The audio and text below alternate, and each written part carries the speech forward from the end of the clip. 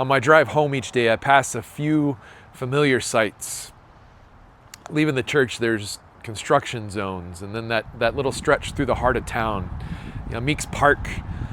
And then I finally turned onto 325 and go past the Union County Arena. I know I'm almost home. And then I see that little yellow farmhouse, and I turn onto my street. I finally get to pull into my drive and get out of my car and walk through the front door of my home.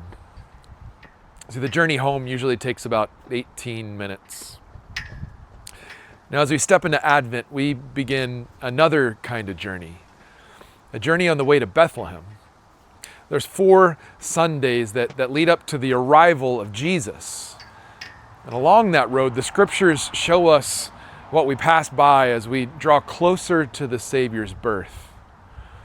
From Psalm 122, we pass the hope of God's gathered people. He says, "I was glad when they said to me, 'Let us go to the house of the Lord.'" On the way to Bethlehem, we see a community hoping for God to make all things right. A hope that begins in His presence. From Isaiah 2, we pass a hope-filled vision of peace. Nations streaming to God's mountain, swords turned into plowshares. On the way to Bethlehem, we glimpse the world as it one day will be, because the Prince of Peace has come. And then in Romans 13, we pass the hope of dawn. The night is far gone. The day is at hand.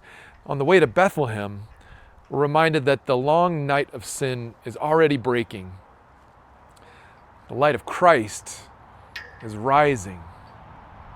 And then in Matthew 24, we pass the call to keep watch.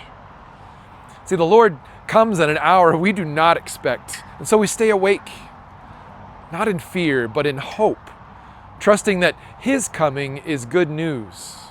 It's hope for God's presence. It's hope for peace. Hope for dawn. See, we keep watch with hope in our hearts. This is what we pass through on the way to Bethlehem.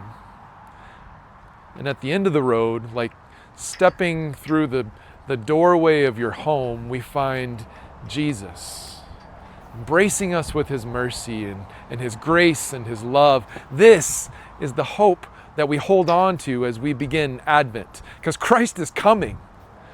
As we sing the hymn, "Hark the Glad Sound" on Sunday, we're reminded that He comes to bind the broken hearts, to cure the bleeding souls, and with the treasures of His grace, He comes to enrich the humble poor.